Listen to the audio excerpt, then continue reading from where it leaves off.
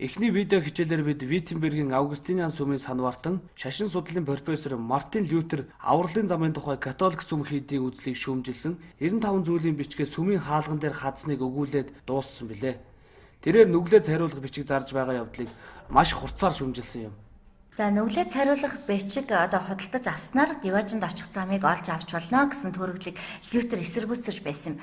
Өмнөх хичээлдэр нүглээ цариулах бичиг худалдаж авсан Тэцэл гэгч та үүнийг авах гэж сохор зоосч зарахгүй гэж үү? Энэ танд мөнгө авчрахгүйч Тэнгэрлэг мөнхийн сүнсийг чинь бүрэн бүтнээр нь аюулгүйгээр Тэнгэрийн оронд авч чаднаа гэж хэлж байсан тухай дурсан билээ. Сүм хийдийн зүгээс эцсийн зорилго нь зөв гэж үздэг учраас индүлгэнц буюу нүглээ цариулах бичиг зарах нь тухайн үед түгээмэл байжээ. Гэсэн хэдиж Тэцэл яг л худалдаачин шиг аашилж байжээ.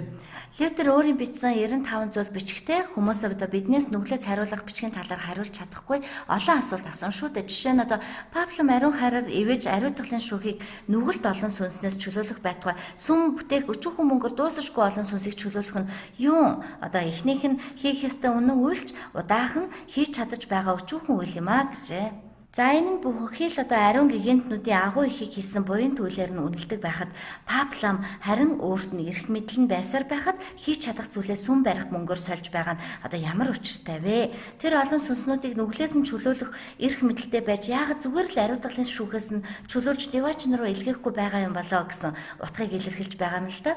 Мөн тухайн үед сүм хийд бол хорвоогийн явдалд хутгалдаж эрх мэдэл улс төр хөөцөлдсөн авилгачсан байгууллага болохоос мөнхийн сүнсийг аврахад нэг их санаа тавьдаггүй болжээ гэсэн ойлголт түгээмэл болсон байна. Өмнөх Паблом 2 дугаар Юли яг ийм ойлголтыг төрүүлсэн хүн байлаа. Тухайн үед бол Паблом шашнаас гадна улс төрийн эрх мэдэлтэй байсан олон тооны хот улсууд газар нутаг түүний эзэмшилд байсан нь одоогийн бидний мэддэг Пабломоос ялгаатай л да.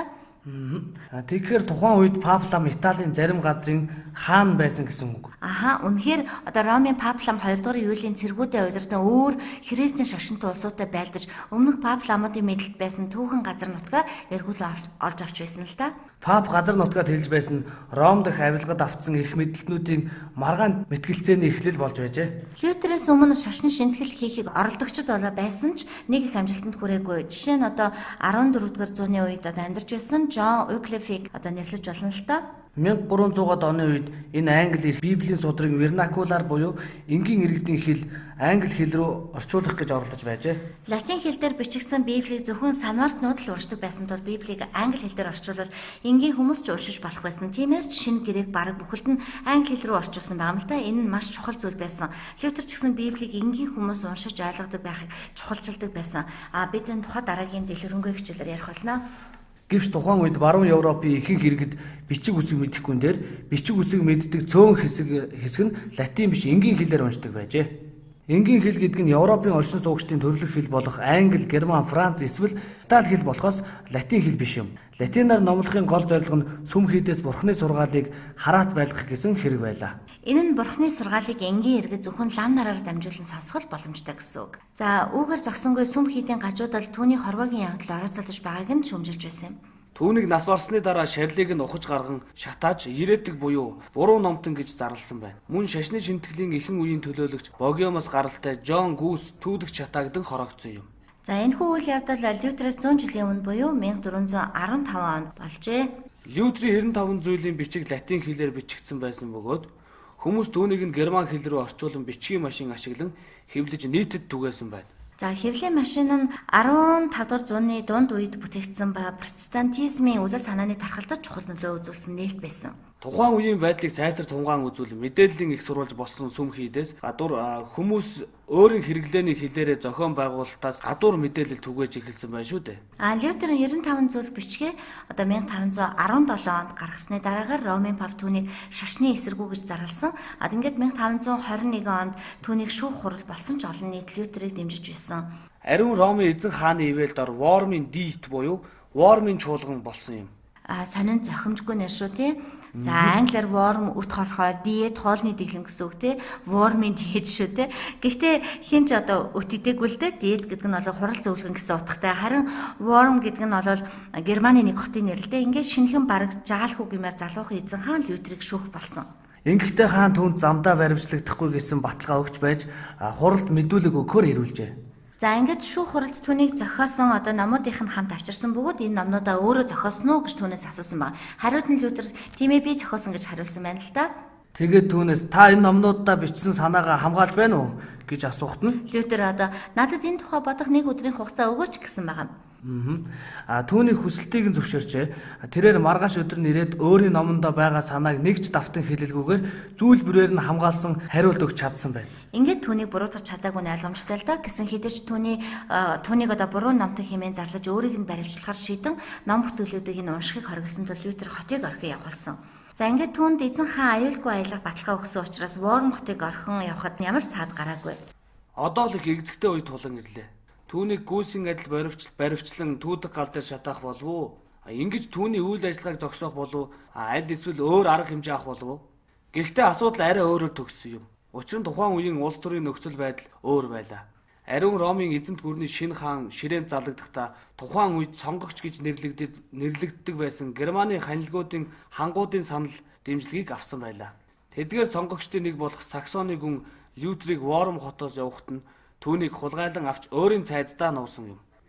Лютерч тэр цайзад очмогцоо шинэ гэрээ орчуулах ажилдаа шуурхайлан оров.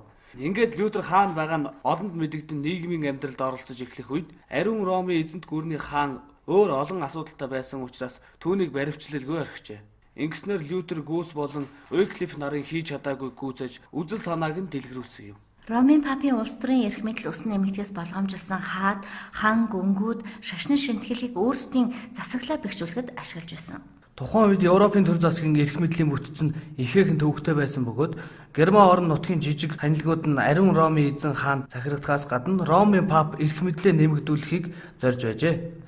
Мөн жижиг ханилгууд нь ч гэсэн өөрсдийн эрх мэдлээ нэмэгдүүлэхийг зорж байж.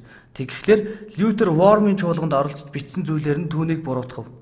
Тэрээр маш аюултай байдалд ороод байлаа. Лютер Диваажинд очих зам бол нэгдүгээрт бурхны өршөөл ивэл багтах, нөгөөх нь сүм хийдийн зааж өгсөн сайн үйлийг үйлдэх буюу буян хураах гэсэн хөвшлийн үйлийг үзлийг нь эсрэг тэмцэж байсан байгаа. Сайн үйл гэдэг нь жишээлбэл Гиген Петрийн сүмийн цогчин дуганыг бариулахад туслах байж болно. Яг үнэ. Сүм хийдэд мөнгө хандивлагч байж болно. Эсвэл ядуу хүнд өглөг өгөх гээд орчин үеийн хүмүүсийн мэдхээр буйны ажлыг ч хийж болно. Тийм шүү. Гэвч Лютер үүнийг хүлээн зөвшөөрдөггүй бөгөөд хүн угаасаа гим нүгэлтэй амьтан учраас юу ч хийгээд Диваажинд очиж чадахгүй гэж бодож байсан.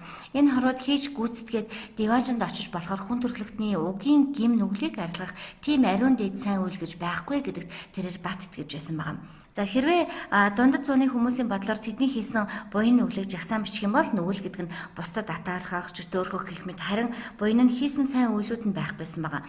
Тэгээд дундад зууны үед хүн байнга л өнөө сайн муу үеийн жагсаалтаа бодолтой хөтөлж, тоолж, тооцоод байдаг байсан гэд төсөөлдөө. Энэ бол хувь хүний хувьд их дарамттай хэрэг байгаа биз. Тиймээс Лютер Гиген Паулын хэлсэн нэг үгийг анхааралтай уншсан. Түүний сэтгэлийг ихэд тайлгаруулсан юм. Гиген Паул өөрт нь итгэж хэн бүрийн аврах бурхны хүчинд итгэж Христийн номлолд залбирч байгаагаасаа би ичихгүй. Бурхны үнэн зөвийг та итгэхдээ мэдэх болно. Тиймээс итгэлээр амьдрах хэрэгтэй гэж бичсэн байна. Энэ сүүлчийн үг нь Лютерийн хувьд хамгийн чухал байлаа.